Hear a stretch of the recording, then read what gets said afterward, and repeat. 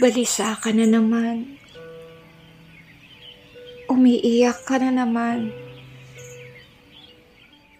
Tuliro ka na naman. Hindi mo kasi inaasahan na biglang matatanggal sa trabaho ang asawa mo. Hindi mo tuloy alam kung paano na ang bukas. Iniisip mo saan ka na naman maghahagilap ng perang pambaon ng mga anak mo bukas.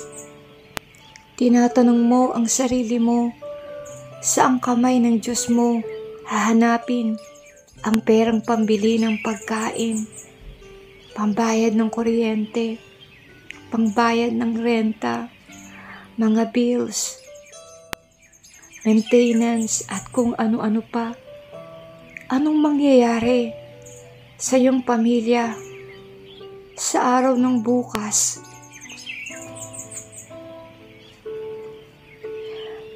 Ang sabi ng taga Pilipos, Kabanatang 4, Talatang 6, huwag kayong mabalisa tungkol sa anumang bagay.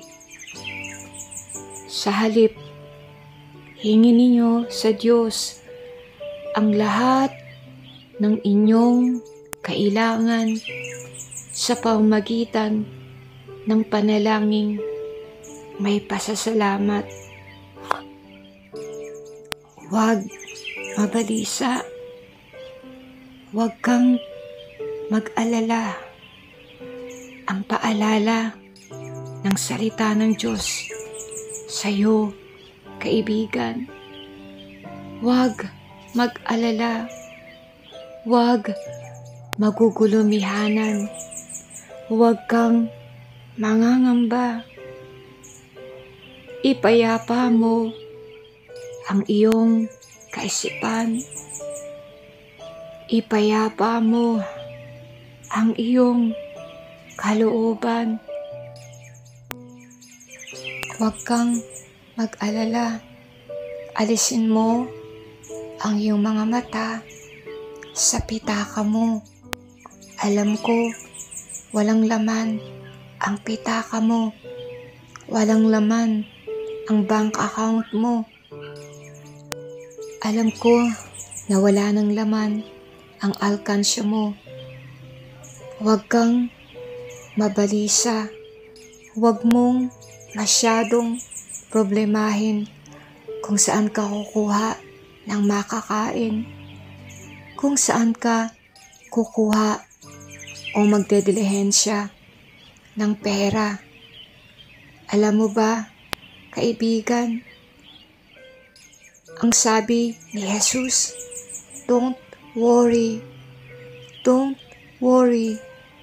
Huwag kang mag-alala. Huwag kang mabalisa. Huwag kang may stress. Alam ko, kaibigan.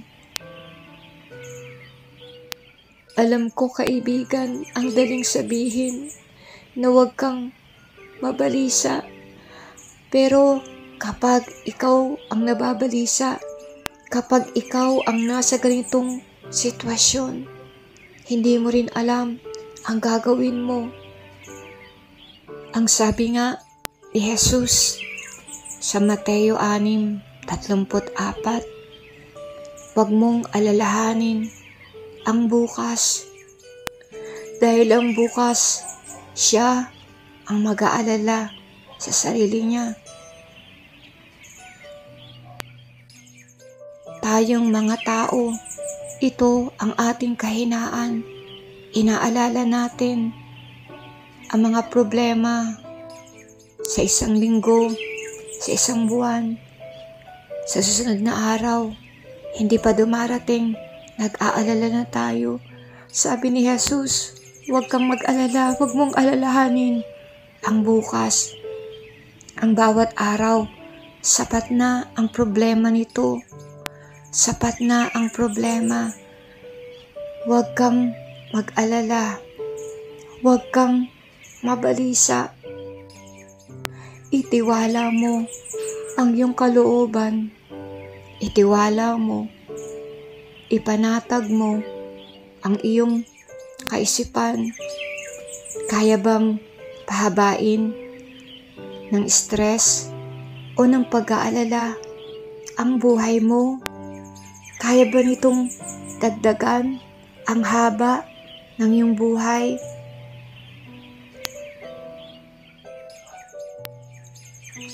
Nakakatulong ba ang sobrang pag-aalala sa ating mga mukha? Daragdagan lang nito ang ating mga kulubot, ang mga puting buhok. Huwag mag-alala. Sabi nga sa Philippians 4:6-7, huwag kang mag-alala sa lahat ng bagay. Bagkus, ipanalangin mo ang lahat ng bagay. Sabihin mo sa Diyos kung anong kailangan mo. Sabihin mo sa Diyos kung anong bumabagabag sa iyo. Pasalamatan mo na siya agad. Thank God in advance na para bang nakuha mo na ang tugon sa panalangin mo. Kapag pala nagpasalamat ka sa Diyos, aalisin niya yung kabagabagan ng puso mo, bigat na nararamdaman mo, at ang kanyang kapayapaan, ang kanyang malawak na kapayapaan, ito ang magbabantay sa iyong puso. Ito ang magbabantay sa iyong kaisipan. Kaibigan, alam ko mahirap ang pinagdaraanan mo. Alam ko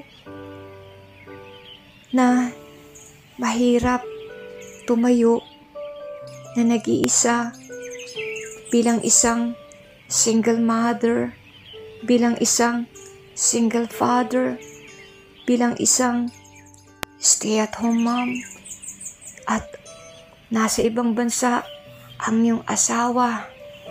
Maraming mga taong umaasa sa iyo.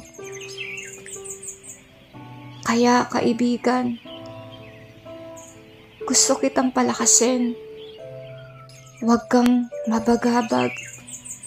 Ipanatag mo ang iyong kalooban, sapagkat ang Diyos Ama na iyong pinanampalatayanan, siya ang magpupuno ng lahat ng iyong kakulangan. Kaya sa gabing ito, kaibigan, ipanatag mo ang iyong kaisipan at iwan mo sa paanan ng Diyos ang iyong kabigatan.